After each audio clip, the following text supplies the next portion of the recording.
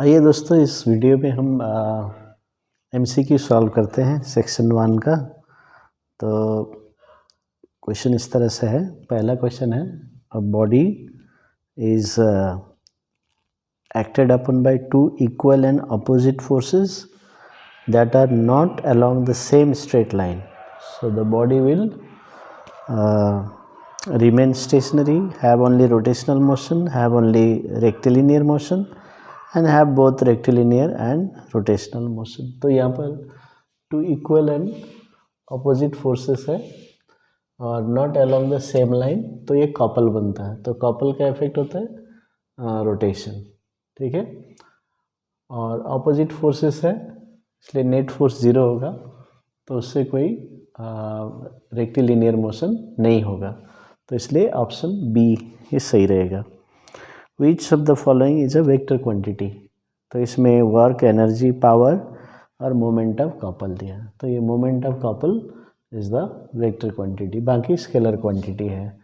फिर number 3, what is the correct energy transformation during burning of a candle?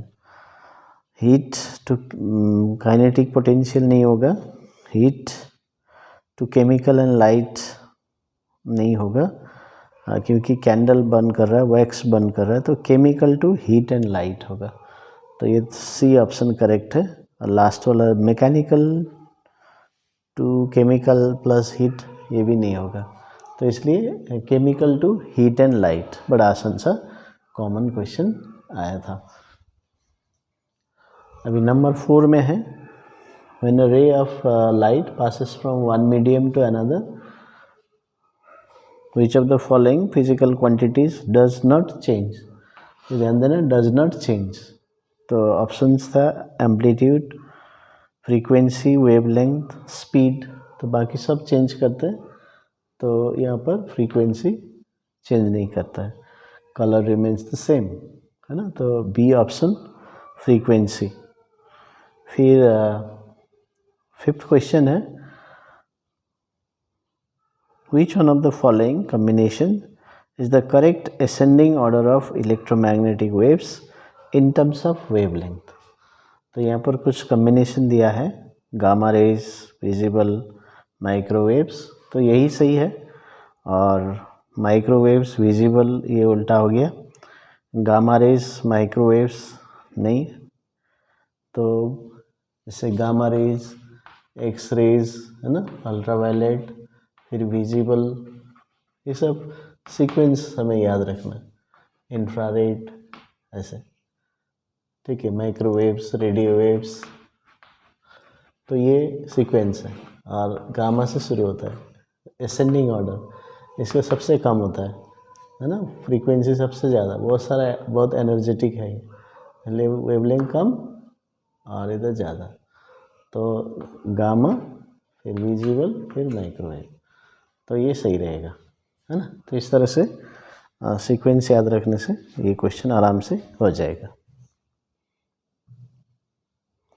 Question number 6 इस तरह से बताता है,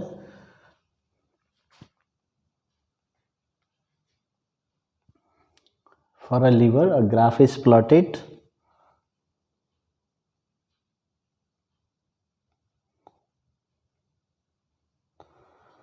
with the load on y-axis and effort on x-axis. Which of the following represents the slope of the graph? जैसे यहाँ पर graph इस तरह से बनाया, x-axis में effort and y-axis में load। Slope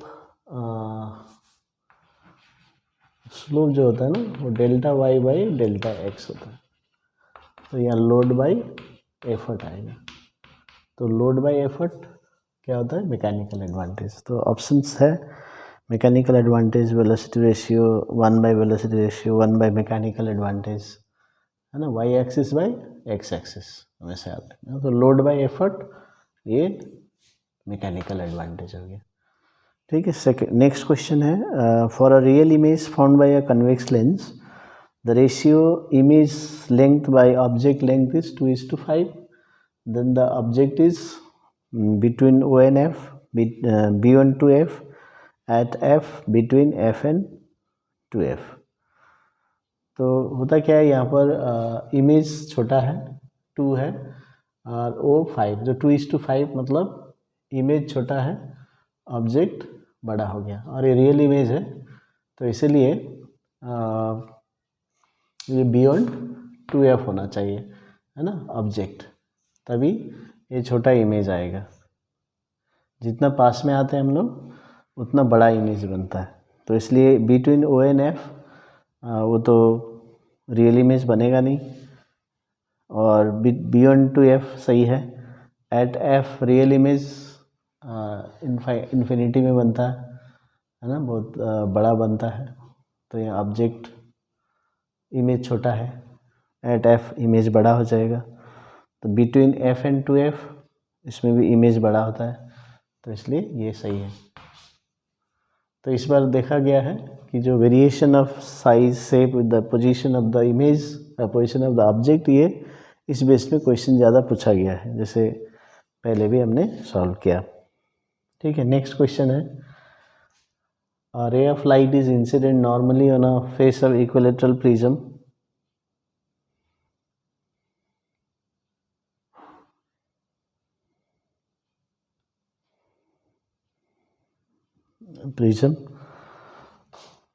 the ray gets totally reflected at the second refracting surface. The total deviation produced in the path of the ray is, तो यहाँ पर क्या होता है, इसे ये वाला डायग्राम से क्वेश्चन पूछा है, तो ये नॉर्मली जाके यहाँ सेकेंड सरफेस में नॉर्मली जाता है और the ray get to the second refracting surface, तो यहाँ ऐसे जाता है। तो ये इक्विलेटरल प्रिज्म है 60, ये 90, ये 30, तो ये 60 हो गया, इसलिए रिफ्रैक्ट हो गया, सॉरी रिफ्लेक्ट हो गया, तो ये 60, ये 30 और ये 90 ये तो चला गया। तो इस केस में ये ओरिजिनल डायरेक्शन, अब ये इमर्जन रे, तो ये हो गया एंगल ऑफ डेविएशन, तो कितना होगा, तो ये 30 है तो ये भी 30 होगा, तो 30 + 30 60 डिग्री, तो इसलिए बी ऑप्शन सही रहेगा। ठीक है, बी ऑप्शन सही रहेगा, तो ये हो गया। नेक्स्ट क्वेश्चन है, in a closed circuit containing a bulb cell, electromotive force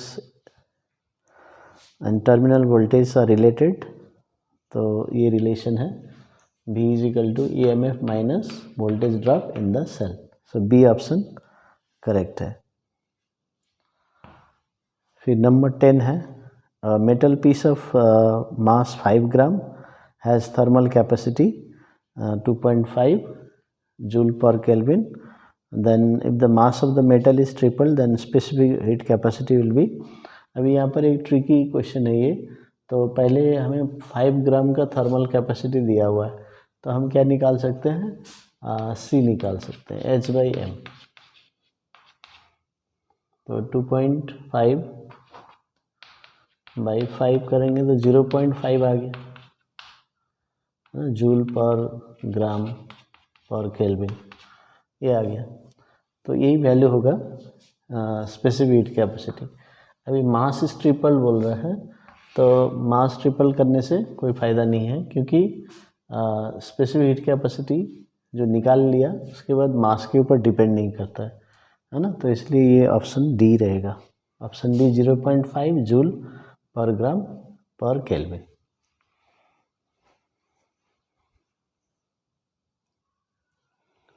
चलिए 11th जो क्वेश्चन है वो assertion and reasoning type of question से दिया है, तो इसमें बताता है, as a level of water in a tall measuring cylinder kept under a running tap raises the pitch of the sound gradually increases, तो पिच बढ़ जाता है ना। तो यहाँ पर एक लॉन्ग जार है, इसको पानी भर रहे हैं, पहले यहाँ था, फिर जैसे जैसे जैसे भरते जाता है, हाँ, इसका पिच बढ़ते जाता है। तो ये सही है, क्योंकि frequency is inversely proportional to length of the air column, हाँ, फ्रीक्वेंसी देखिए, लेंथ ऑफ एयर कॉलम कम होते जाता है तो फ्रीक्वेंसी बढ़ते जाता है, तो पिच भी बढ़ते जाता है। तो ये सही है, ए इज़ ट्रू।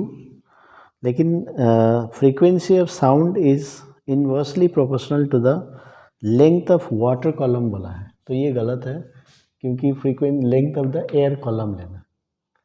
और यदि ये वाटर कॉलम तो बढ़ते जा रहा है तो बढ़ेगा, तो यदि वाटर कॉलम बढ़ेगा तो फ्रीक्वेंसी कम होना चाहिए, तो पिच भी कम होना चाहिए, है ना। तो ये सही है, तो ये गलत है। तो यहाँ पर वाटर कॉलम के बदले एयर कॉलम होना चाहिए था, तभी सही होता। तो A is true, R is false. बहुत केयरफुली फिजिक्स पढ़ना पड़ेगा, है ना। इजी है, जो क्वेश्चन जो थ्योरी है इसमें से पूछा है तो वही आपको अप्लाई करना। फिर नेक्स्ट 12 का ये दो रेजिस्टेंस दिया है R1 R2, हाँ ये कनेक्टेड है इस तरह से बैटरी के साथ। तो बोलता है कि both are in connected in series parallel in Y, series in Z, ये Z, series in Y, parallel in Z। तब यहाँ पर हम देखते हैं कि ये सीरीज में नहीं है, दोनों पैरेलल में है। So both are parallel in both the circuits, क्योंकि यहाँ पर जो ये सीरीज में होने से एक ही पाथ होना चाहिए, पाथ डिवाइड हो गया, ठीक है, ये पाथ डिवाइड हो गया, इधर से भी डिवाइड इधर से, तो सीरीज में नहीं है, सीरीज में है ही नहीं, है ना। तो इसलिए तीनों ऑप्शन A C D जो है वो तीनों खारिज हो गए। अभी पैरेलल में है, क्योंकि इसका अपोजिट एंड देखिए, ये एंड और इसका ये एंड मिल रहा है, और इसका दूसरा एंड और इसका दूसरा एंड यहाँ मिल रहा है, तो पैरेलल है। इसका ये एंड यहाँ मिल रहा है और इसका दूसरा एंड भी इधर आके मिल रहा है, तो पैरेलल है। तो ऐसे समझ सकते हैं। क्वेश्चन नंबर 13 है, radio active element P emits one alpha particle and changes to Q. What will be the position of the element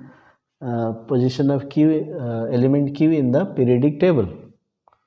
तो क्या होगा इसमें, अल्फा पार्टिकल जब दे देता है ना, तो एटॉमिक नंबर यानी कि प्रोटॉन डिक्रीज हो जाएगा, -2 हो जाता है, यानी कि प्रोटॉन एटॉमिक नंबर कम हो गया। तो अभी पीरियडिक टेबल है ना, पीरियडिक टेबल ऐसे बनाया जाता है, इंक्रीजिंग ऑर्डर ऑफ ये एटॉमिक नंबर। तो अभी एटॉमिक नंबर कम हो रहा है, तो उधर चले जाएगा, 2 ग्रुप पहले चला जाएगा, तो इसलिए 2 ग्रुप्स टू द लेफ्ट, तो इस साइड चला जाएगा, बढ़ेगा नहीं, कम होगा। तो डी ऑप्शन करेक्ट है। फिर दूसरा क्वेश्चन दिया है 14th में, ये स्पेसिफिक हीट कैपेसिटी के ऊपर डिपेंड करता है। Each of the substance given below is supplied with same amount of heat. तो यहाँ पर मास भी सेम देना चाहिए था, तो मास सेम दिया नहीं है। Which one will attain the highest temperature, but लेकिन क्या है, ये पर केजी दिया है, पर ग्राम दिया है, तो इसलिए सबका स्पेसिफिक हीट कैपेसिटी दिया। और स्पेसिफिक हीट कैपेसिटी का क्या प्रॉपर्टी है, जो सबसे ज़्यादा हीट कैपेसिटी होता है वो सबसे कम गर्म होता है, और जो सबसे कम स्पेसिफिक हीट कैपेसिटी होता है ना, वो जल्दी गर्म हो जाता है। तो कौन जल्दी गर्म होगा सेम हीट देने से, है ना, तो सबसे कम वाला। तो यहाँ पर ये 0.21, 0.11 ये तो बड़े वैल्यूज़ है, फिर 0.03, यहाँ पर 0.09, तो सबसे छोटा ये लग रहा है ना, तो इसलिए आंसर होगा डी लेड। तो सबसे छोटा जो यानी कि सबसे कम स्पेसिफिक हीट कैपेसिटी होता है वो ज़्यादा हीट होता है, तो ये इसमें कॉन्सेप्ट लगाना है।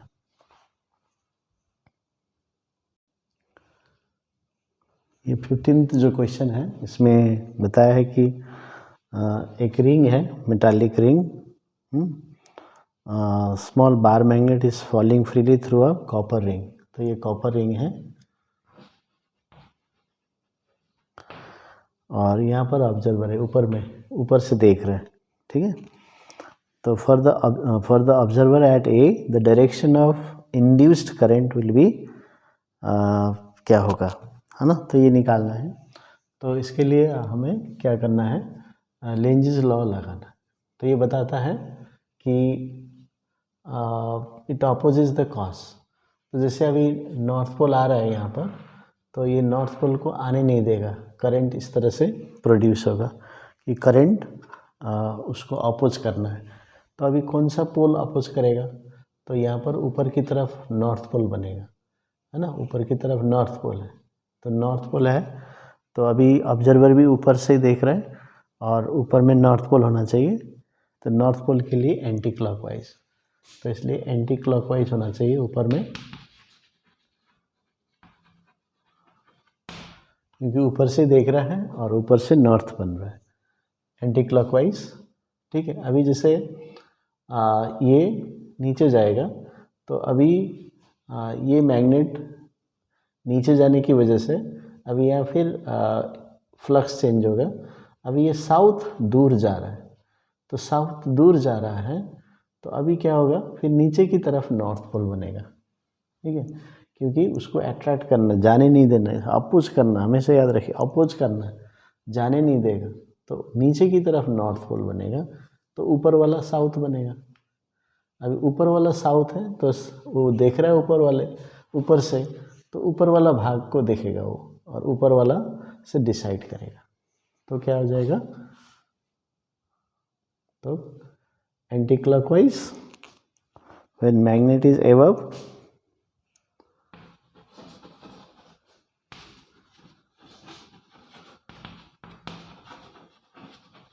magnet is above, and clockwise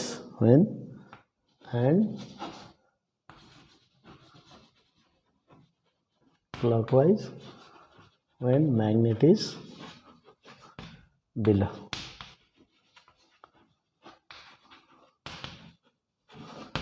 तो ये ऑप्शन है सी, तो सी ऑप्शन करेक्ट है।